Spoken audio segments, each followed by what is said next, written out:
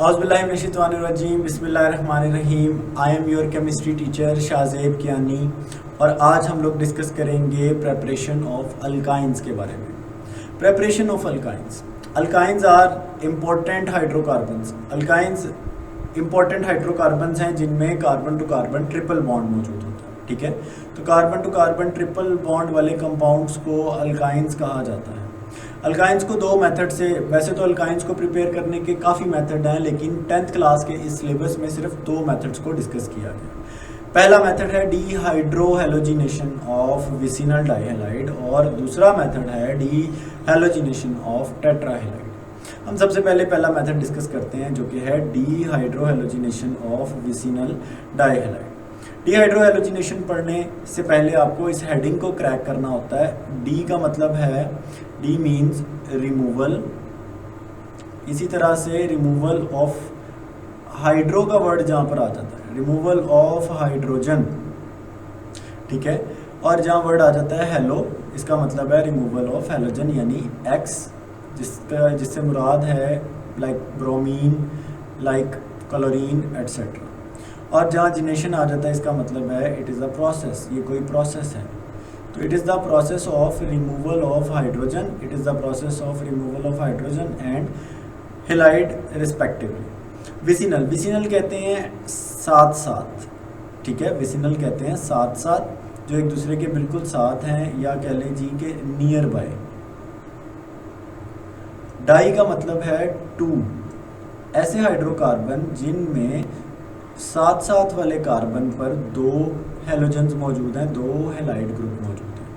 मिसाल के तौर पर आप ये देखें, अगर इस फार्मूला को गौर से देखें तो एक ये कार्बन, इस कार्बन पे ये हेलोजन मौजूद है और इस कार्बन पे ये हेलोजन मौजूद है। तो साथ साथ वाले कंपाउंड, साथ साथ वाले कार्बन के ऊपर हमारे पास हेलोजन्स मौजूद हैं। तो इस प्रोसेस में रिमूव किया जाता है हाइड्रोजन को और हेलोजन को, यानी removal of hydro and hello from a compound. इस प्रोसेस को कहते हैं डीहाइड्रोहेलोजिनेशन। तो डीहाइड्रोहेलोजिनेशन क्या हुआ कि removal of hydrogen and removal of halogen. जब एक विसिनल डाइहैलाइड, विसिनल डाइहैलाइड एक ऐसा हेलाइड है जिसमें दो हेलोजन साथ साथ वाले कार्बन पर मौजूद होते हैं, इसको अल्कोहलिक KOH के साथ हीट किया जाता है तो दो हाइड्रोजन और दो हेलोजन रिमूव हो जाते हैं। मिसाल के तौर पर अब आप ये देखें कि आपके पास एक KOH इस Cl के साथ रिएक्शन करता है और एक KOH इस Cl के साथ रिएक्शन करता है। पीछे हमारे पास बच जाता है OH यानी हाइड्रो ऑक्साइड ग्रुप। ये जो हाइड्रो ऑक्साइड ग्रुप है ये रिएक्शन करता है एक इस हाइड्रोजन के साथ और एक रिएक्शन करता है इस हाइड्रोजन के साथ। अल्टीमेटली पोटाशियम दो क्लोरीन के साथ, दो पोटाशियम दो क्लोरीन के साथ मिलते हैं, 2KCl बन जाता है। दो हाइड्रो ऑक्साइड दो हाइड्रोजन के साथ मिलते हैं और दो वाटर मॉलिक्यूल बच जाते हैं। हमारे पास रिमेनिंग क्या बच जाता है? हमारे पास रिमेनिंग बच जाता है, लाइक मैं अगर आपको इसको दिखाऊं तो ये देखें, hydrogen bonded to chlorine, carbon bonded to carbon bonded to hydrogen, और हर कार्बन की दो दो वैलेंसीज फ्री हो जाती है। तो कार्बन वो बॉन्ड अपने साथ बनाकर इथाइन में कन्वर्ट हो जाता है। ये जी हमारे पास पहला मेथड जिसमें डीहाइड्रोहेलोजिनेशन की जाती है विसिनल डाइहैलाइड की।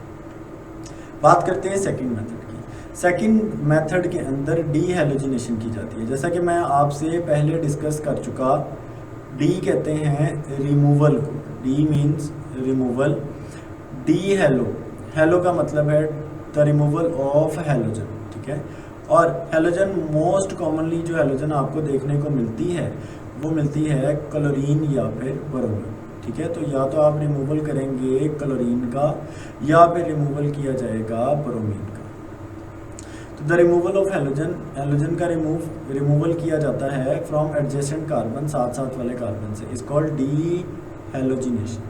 अब टेट्रा का मतलब है 4, साथ साथ वाले कार्बन के ऊपर टोटल 4 हेलाइड यानी 4 हेलोजन्स जो हैं वो अटैच होंगे। मिसाल के तौर पर आप देख सकते हैं यहाँ पे कि साथ साथ वाले कार्बन पे आपके पास 4 हेलोजन्स अटैच हैं। अब आपके पास दो जिंक के एटम्स हैं, एक ये जिंक का एटम है लेट से, एक जिंक का एटम ये है।